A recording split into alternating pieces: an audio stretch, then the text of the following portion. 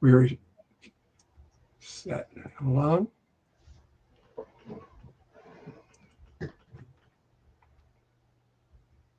Just a second.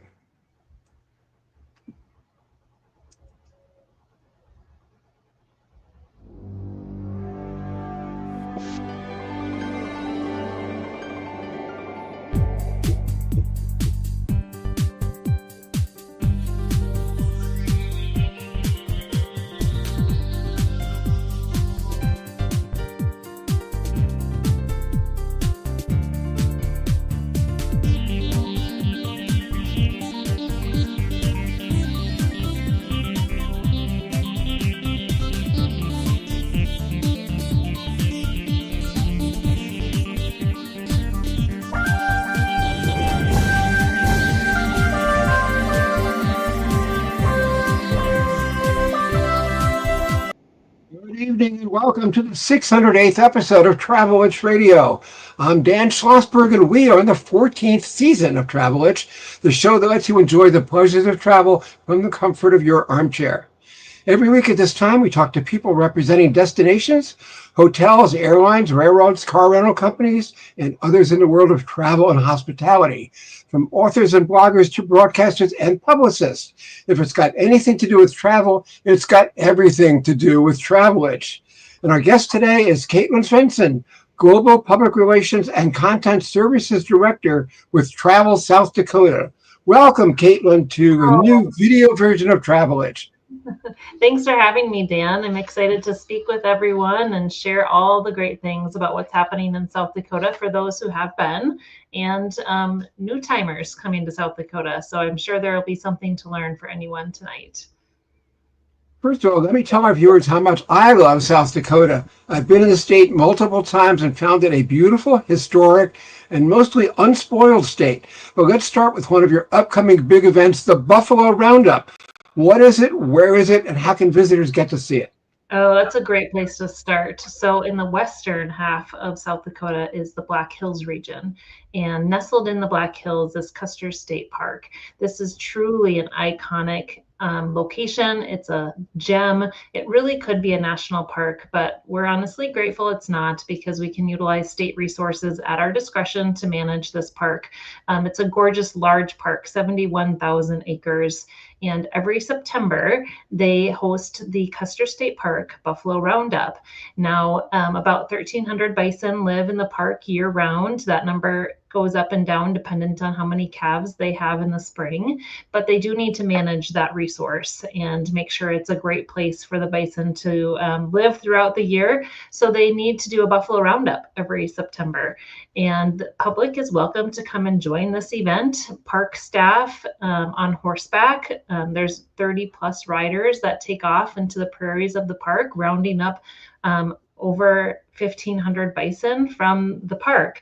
And this is complete with, you see visitors taking in the event there in the morning. You can go get your pancakes and coffee and sit and get ready for the roundup. There's an arts festival on site, but truly a unique, iconic Western event that happens nowhere else. It's one of my very favorite things. It's truly incredible. The weather is great in the fall months in the Black Hills, so it's a great time to be out in the area. As you showed that picture of beautiful Sylvan Lake in the northern part of Custer State Park, there's so much to see and do in the park. There's beautiful scenic drives, which we'll get to later in the program, lakes, hikes. The Arts Festival is going on that weekend. They have a hot air balloon launch that weekend as well. So really a fantastic time to be there. And it's a great time to come this year. It's the 60th anniversary of the Buffalo Roundup. So great to see that longstanding event still happening here in South Dakota. How hard is it to get the buffalo to cooperate? Well, I will say sometimes it depends on the weather. If it's hot, they don't like to be rounded up and moved and pushed across the prairie when it's hot. So they get a little owly about that.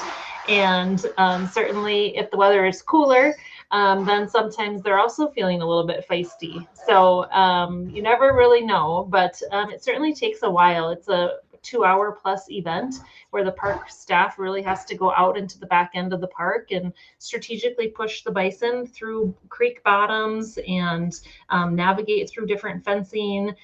So it's certainly not an easy task, but it's one that I know the cowboys and cowgirls look forward to every single year.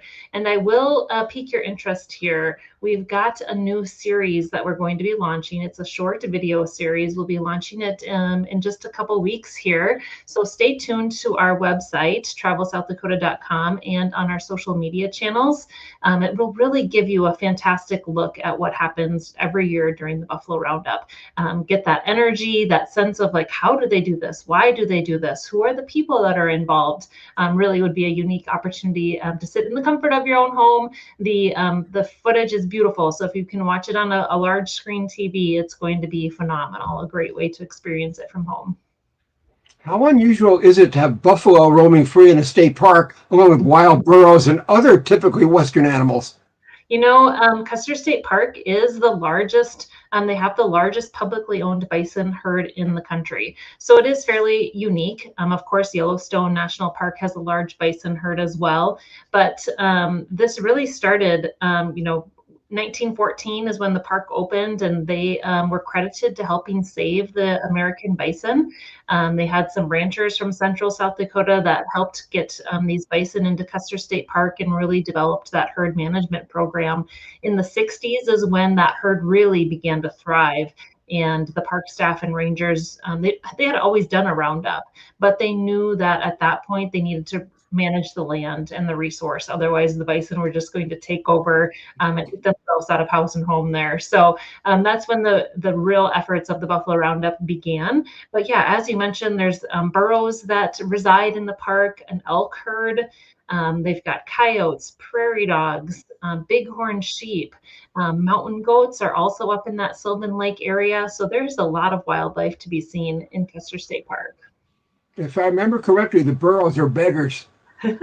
They are called the begging burros. They're notorious for that. We always encourage people, healthy snacks are encouraged. Carrots, celery, they don't need any more Cheetos. So For sure.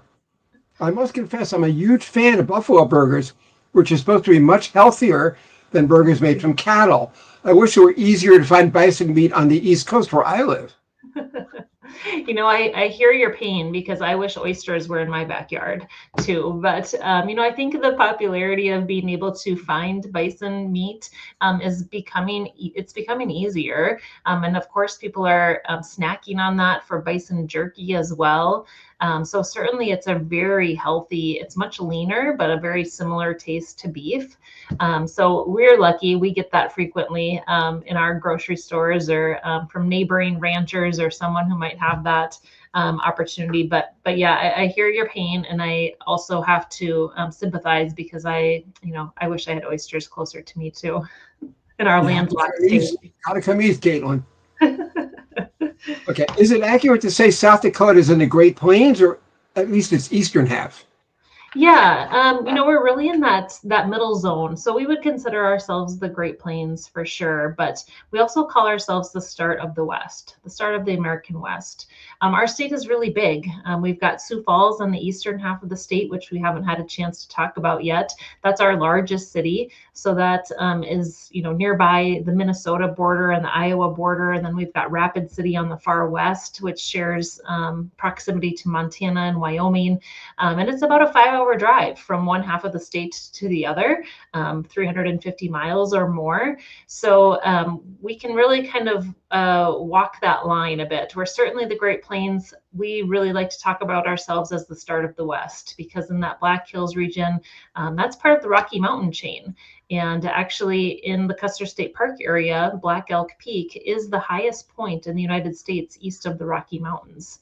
So we're part of that chain there, and you'll see a little bit of a difference in landscape if you were to travel from Sioux Falls in the east across those wide open prairies, sunflower fields, corn, bean, and soybean corn, beans, and soybeans, sunflowers growing. And then you hit the west, and all of a sudden the Badlands National Park just erupts from the prairie, looking like you've all of a sudden landed on the moon. And then just an hour later, you're in the Black Hills region, which, as I mentioned, is part of the Rocky Mountains. So we've got a really diverse landscape here in our state. Well, you nicknamed the Mount Rushmore State for good reason. That monument to four presidents still attracts tons of visitors. So tell us about it, and also the unfinished Crazy Horse carving that was the Native Americans' response to it. Absolutely. Yeah, Mount Rushmore is nestled in the Black Hills area, just about 30 minutes from from Custer State Park. So all of those attractions are really close in proximity to one another. So those four great presidents lined up on the mountain there. We've got flags from every single state represented on the Avenue of Flags. Lots of great events that go on year round.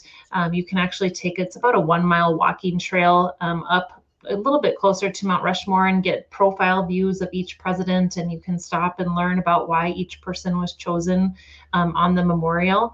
And then, yes, nearby, just 30 minutes away, is Crazy Horse Memorial. Now, this is a mountain carving. It's massive in size compared to Mount Rushmore. One man started this project. He was asked by a Native American group of people to start this project because they wanted the world to know that the Native Americans had great heroes too. So they chose Crazy Horse, who was a warrior, and they're still in progress on this mountain carving. But also on site, they've got the Native American Indian Museum. They have a college, a university on site as well. And Crazy Horse really looks to be a place of welcoming and inclusive to all tribes, North American, South American. So they all can come together and have a sense of belonging at Crazy Horse. Now, progress has been going on this mountain for decades, and they recently installed a crane on the top of Crazy Horse, and this crane will help them work in 360 degrees all days of the year. The mountain crew is up there working nonstop. It was a family legacy, a family project, and Korchak's son, or grandson, excuse me, is now the lead carver at Crazy Horse Memorial. So that's an interesting story as well. But certainly a sight to see. Both Mount Rushmore, those faces are 60 feet tall. Crazy Horse, when complete, the whole mountain carving will be 642 feet long. So all of the heads of Mount Rushmore National Memorial would fit onto Crazy Horse's head. So it's a huge project. But, we really like to say that we do things big here in South Dakota, go big or go home. So come out and see it here. We've got the world's only corn palace. That's a massive structure sitting on the eastern side of the state. So we like big things here, and there's lots to see and do. We're talking South Dakota with Caitlin Svensson. Mount Rushmore is a national memorial, not a national park, but South Dakota does have two national parks, Wind Cave National Park and Badlands National Park. So tell our viewers about them, and especially whether they're open all year. Sure. So this is Badlands National Park that you're looking at here, just an hour east of the Rapid City area. This is one of my favorite places. As I mentioned, doesn't it look like you just all of a sudden landed on the moon when you're in the Badlands? And they've got a bison herd here in the Badlands as well, along with bighorn sheep, which are so fun to see in the spring months. I love to be in the Badlands in the spring. The grasses are green and the young wildlife are frolicking around, but certainly a great opportunity to come in the winter too. All of our parks are open all year long, and we have talked recently about how amazing it is to be in the Badlands and feel the sense of, am I the only person here? And do I have this entire park to myself? Rather incredible. And just outside of the Badlands National Park is the Wall Drug Store, which some may be familiar with. They still serve free ice water to this day. It was originally a pharmacy, and the wife, an entrepreneur, decided they've got an ice cooler that's available, and they can get water, and there's cars stranded on the highway out there, and we could serve free ice water. all of a sudden people started coming and coming and coming. This was in the dirty 30s. And before you know it, now it's an entire tourism emporium in Wall, South Dakota, this tiny town. And now they have bus tours. There's a chapel on site. There's a fudge store, still a pharmacy, a bookstore, an outdoor mecca. So that's just right outside of Badlands National Park. And I'm glad you mentioned Wind Cave National Park too. This is a smaller park, but really incredible. It's above ground experience is just as incredible as the below ground experience. And nearby is Jewel Cave National Monument, also part of the national park system. And those two caves, Wind Cave and Jewel Cave, are the third and sixth longest caves in the world. And they are just minutes apart from one another and don't really have any expectation that they may connect because of the different geological surfaces that they're in. So very interesting opportunity to check off some of those bucket list attractions in South Dakota. Outside of the Badlands National Park too is the Minuteman Missile National Historic Site. Now, this site was one of the very first sites that was dedicated by the National Park Service about Cold War history. And this was at a time when the United States was preparing to be able to retaliate and send missiles to Russia in 30 minutes or less. And you can go down and actually do tours of those bunkers.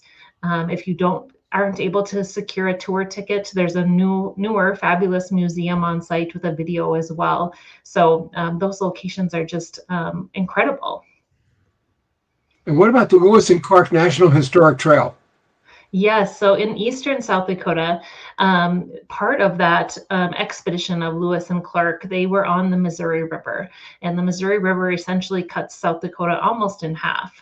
And so there's also the Missouri National Recreational River, part of the river that remains untouched down in the southern part of South Dakota.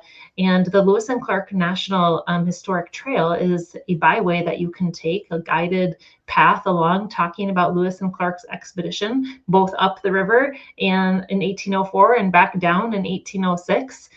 So some really old and incredible history there about their encounters with our Native American tribes and how they utilized the land and the landscape while they were here in South Dakota.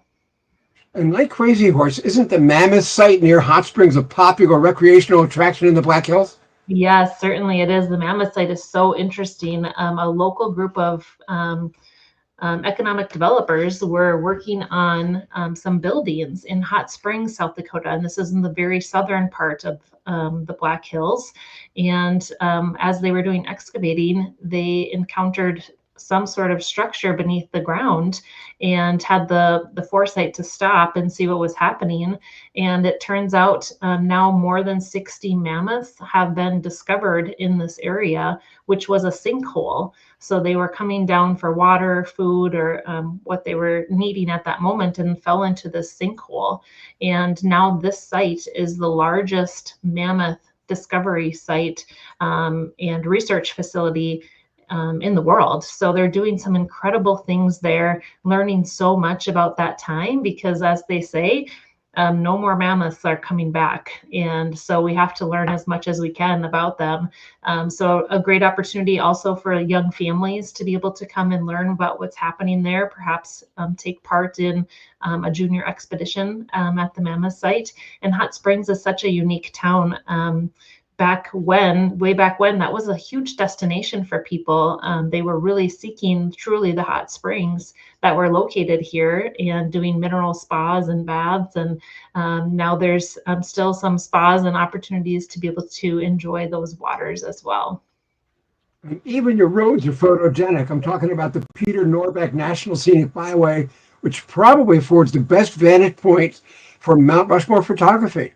Absolutely. Aren't these roads incredible? There was a gentleman who, at the time when shortly after Custer State Park became a park, they were traversing these back roads in the Black Hills and had tourism on his mind at that point and decided that the routes that they wanted to put in place should be curvy, they should be scenic. They should be curvy to the point that you need to go quite slow because they wanted people to take it all in. I often recommend people to take this route from Custer State Park, traveling from south to north, because as you're driving through some of these tunnels that were created, they actually frame Mount Rushmore. They frame Mount Rushmore in a picture. So as you're driving through, it looks like a framed photo of Mount Rushmore through the tunnels. They've got pigtail bridges where you're going twisty turny. So of course our motorcycle enthusiasts love these roads. And neighboring the Iron Mountain Road is the Needles Highway. And this goes very close to Sylvan Lake.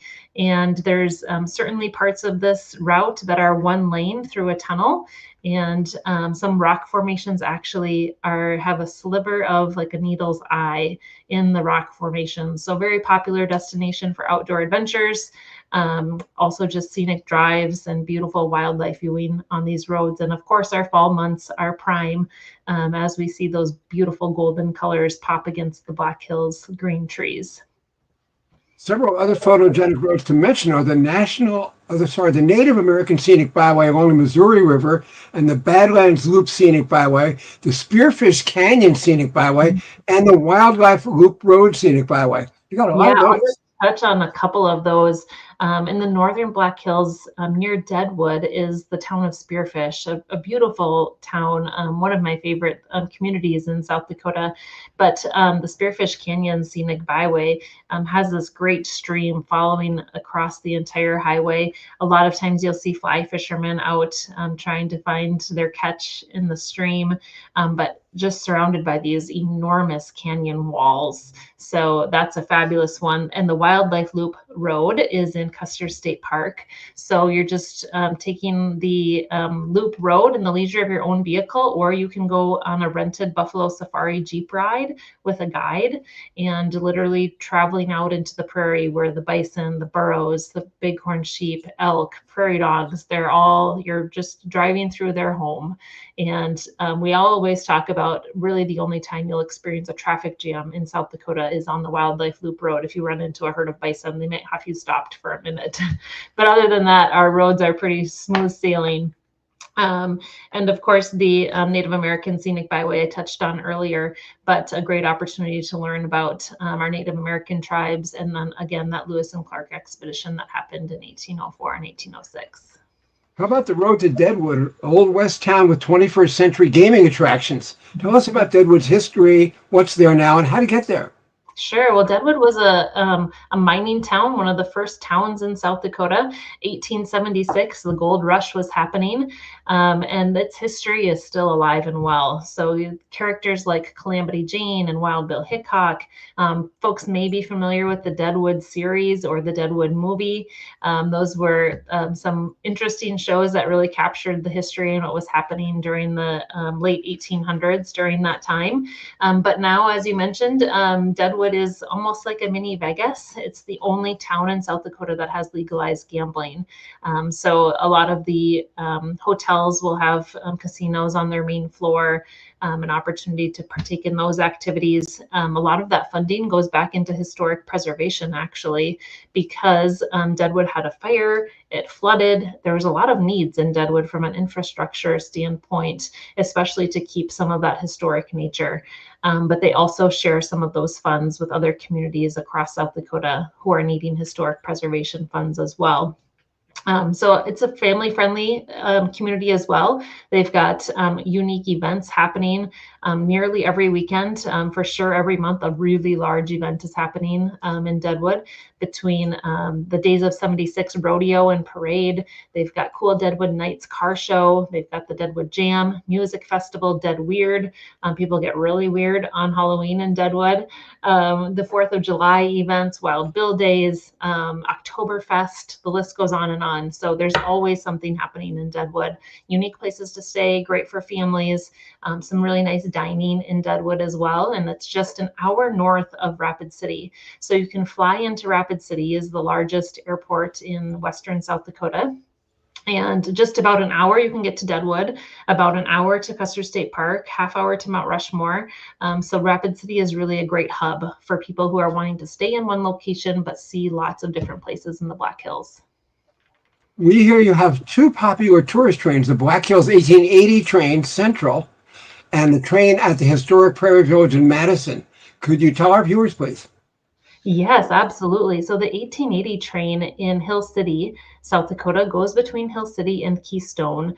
And this is a historic steam train. Fabulous opportunity to see the backcountry of the Black Hills. And if you're interested in the history of trains, really great opportunity to learn more about that. They too have some great events that go on with the train.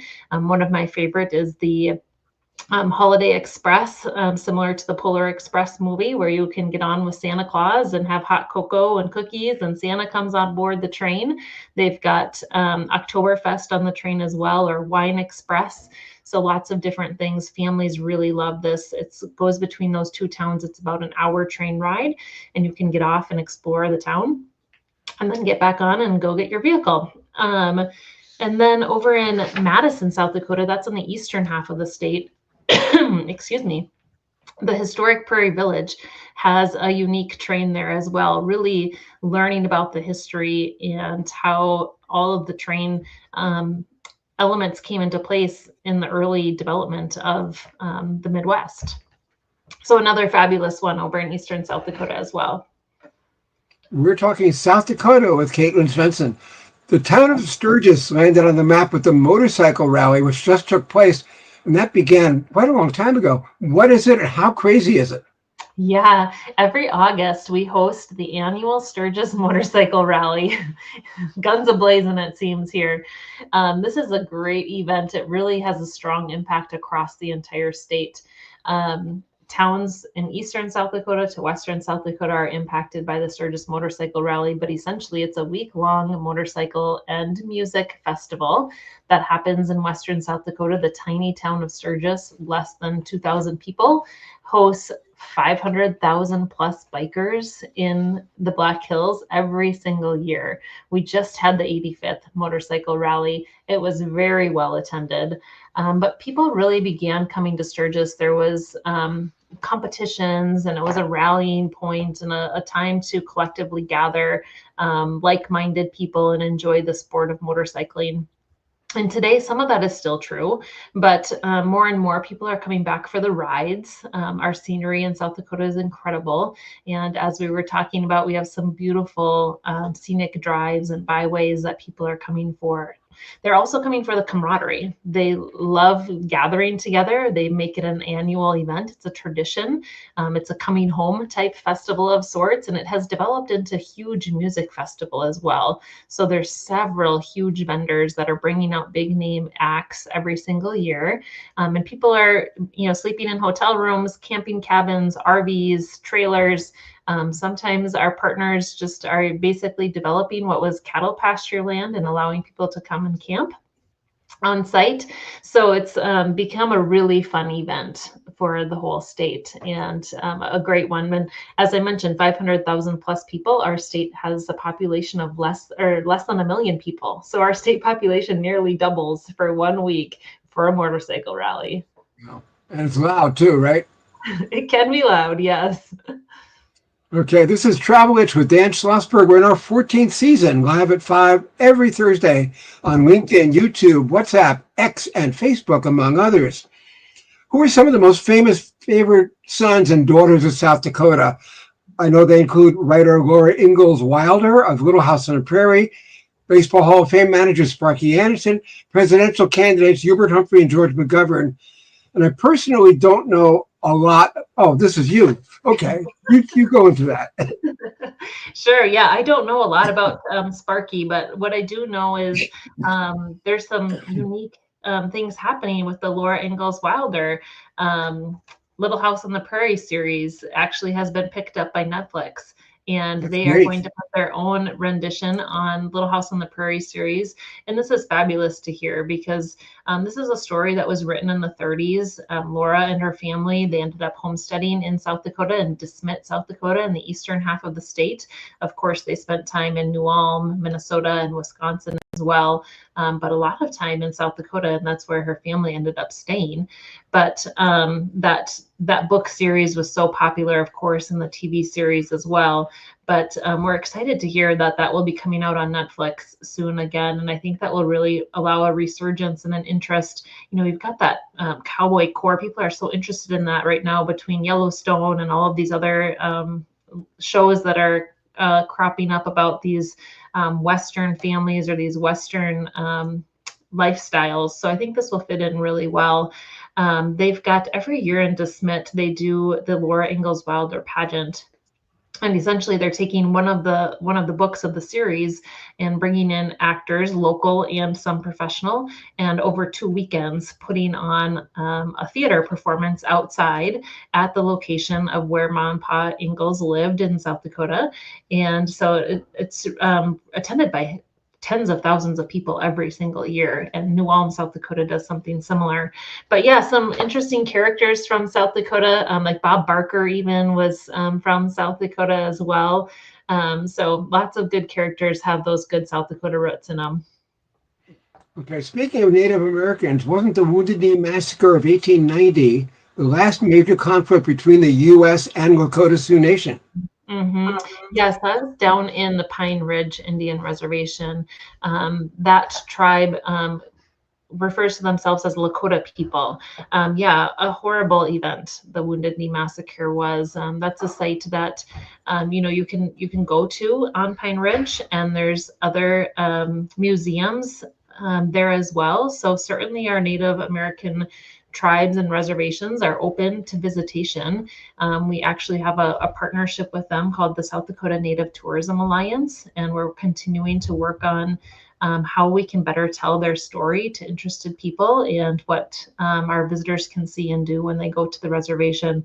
But for example, there's a tour company called the Tatanka Res Tour. So you can book an experience with them, and guided by a local will take you to places like the Wounded Knee site and cemetery. But yeah, our Native American tribal lands are some of our most beautiful lands in South Dakota. And you have something like 9 reservations? We do have 9 reservations, yes, and they're really scattered across the state from the Black Hills area. We've got Pine Ridge and Rosebud there to central South Dakota. North Central shares a border with North Dakota, and then a few in eastern South Dakota as well. We're talking South Dakota with Caitlin Svensson. Your state survived the Dust Bowl and the Great Depression in the 30s and the Rapid City flood of 1972, but now has a thriving economy with tourism a big factor. Is that because the Black Hills, considered sacred by the Native Americans, are such a draw?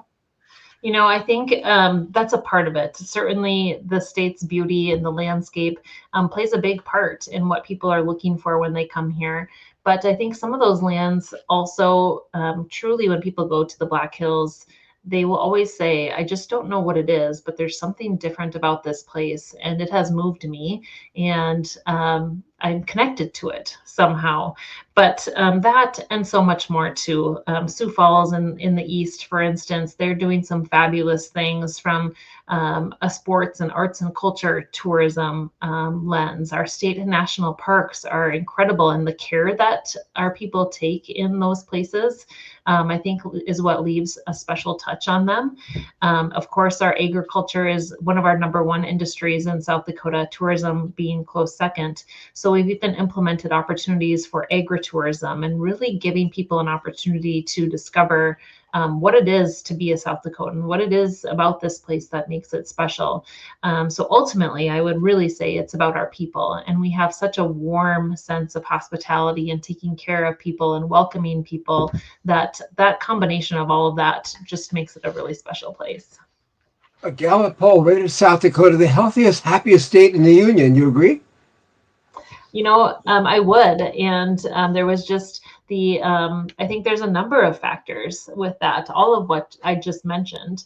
But like I said, we have less than 1 million people that live here. We know how to take it easy and how to disperse ourselves and take care of one another. Some of our best assets are our neighbors and what we can learn from them and what we can do with them and alongside them. And I would say we're really hardworking people. and we find reward in that.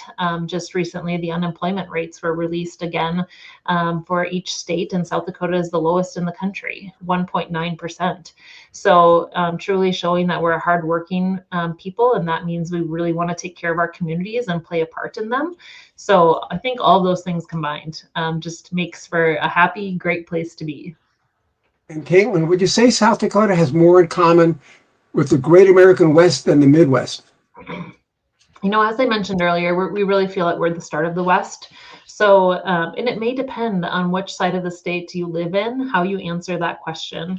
If you lived in Sioux Falls, you may assimilate more with a Minneapolis or a Des Moines or Kansas City. If you live in Rapid City, you may say, no, we're much more like Denver and Cheyenne, Wyoming, and Montana. So I'm here in the middle of the state in Pierce, South Dakota, so I can see both worlds. And I think that's also a unique part about us, is that we have this flexibility to be able to go both ways. We're pushing with economic development to make sure there are job opportunities for our people that live here, but yet we're also wanting to make sure we remain true to ourselves and remain true to what South Dakota is all about. I love the state slogan, which I find very fitting. Great faces, great places. Really good slogan. Yes, great faces and great places. And we talk about that frequently, is that it's so much more than the place that you're in, but it's the people who you are either with alongside you, who aren't South Dakotans, but you're visiting with, and the people that you encounter along the way. So yeah, it's kind of an icon in everyone's being here in South Dakota. They feel that. Before we wrap up, let's talk about sports, participation, and spectator. We know hunting and fishing have to be high on the list, not to mention hiking and biking. What about skiing in winter? The Black Hills must have some slopes there. Absolutely, yes. Skiing, snowboarding, snowshoeing is popular. Snowmobiling is very popular. So we do like a little bit of winter and a little bit of snow here. People like to enjoy those trails. We have beautifully groomed trails for snowmobilers. Terry Peak in South Dakota is an awesome trail, and I certainly don't think that we compete with the Wyomings and Colorados when it comes to slopes, but we have some good ones, and they're great, I think, for maybe someone learning and they want to get a lot of runs at something, or for a family that's looking to come out and not be so bombarded by these extra large slopes. So a fantastic opportunity at Terry Peak. And I will say too, ice fishing in South Dakota is very popular, and I think people are really getting into that, along with fly fishing. I mentioned the Black Hills has some fabulous opportunities for fly fishing. And one more plug, pheasant hunting, you mentioned. But I think we're going to have a banner year this year. We had a great year last year, and they're talking that it could be even better. So season opener is the third weekend in October. So coming right up, it's kind of a holiday here in South Dakota when pheasant season opens. And we have to mention the Tour Dakota, 6-day cycling event, 500 miles. I believe RASDAC has now taken over some of the Tour Dakota efforts, and RASDAC just changes their routes every single year. So they may focus on northeastern South Dakota or central to South Dakota and take on that Native American Scenic Byway or a highway in the Black Hills. So really fabulous road biking adventures here, because as I mentioned, we don't have a lot of people. So our roadways are pretty clear. They're well maintained. Our Department of Transportation does a fabulous job. So I know bikers really enjoy road biking in South Dakota. Is there anything that I haven't asked that you'd like to add? Two things I was thinking about throughout our conversation. One location in northeastern South Dakota we hadn't had a chance to mention too much, but the Terry Redlin Art Museum. Terry Redlin was a very famous Americana painter, and he donated a beautiful art center in Watertown, South Dakota. As we talked about pheasant hunting and fishing, he really depicted that sense of Americana and wildlife. Wildlife artist was fabulous. So if you haven't been there, curious about that, a great one. And then two, I just wanted to lift up and celebrate that next year will be certainly all hands on deck and celebrating America 250 and what we're going to be doing for those efforts, including fireworks fireworks over Mount Rushmore National Memorial this next year on the 3rd of July. So be in tune for all of that. Certainly check out travelsouthdakota.com for events, festivals, all of that information for America 250 celebration. Our guest today on Travel Edge has been Caitlin Svensson, Global Public Relations and Content Services Director of Travel South Dakota. Many thanks, Caitlin, for visiting with us. Thanks for having me. Okay, and viewers, now that the baseball pennant races are in full swing, this is the perfect time to share the excitement with my latest book, The New Baseball Bible, Notes, Nuggets, Lists, and Legends from Our National Pastime, both a bathroom book and a coffee table book. It's an unorthodox illustrated history that is really everything you want to know about baseball, but we're afraid to ask. That's The New Baseball Bible. Get it today on Amazon.com. That's it for this edition of Travel Edge Radio. This is your host and writer, Dan Schlossberg, saying thank you for your time this time. Until next time, next week, we'll talk about the 100th anniversary of historic Route 66, which starts in Chicago, with Corey Jobe. For now, good night and stay safe. And I'll try to find the music. Here it is. Never know when it's going to work, though. Never know. Just bear with me 1 second.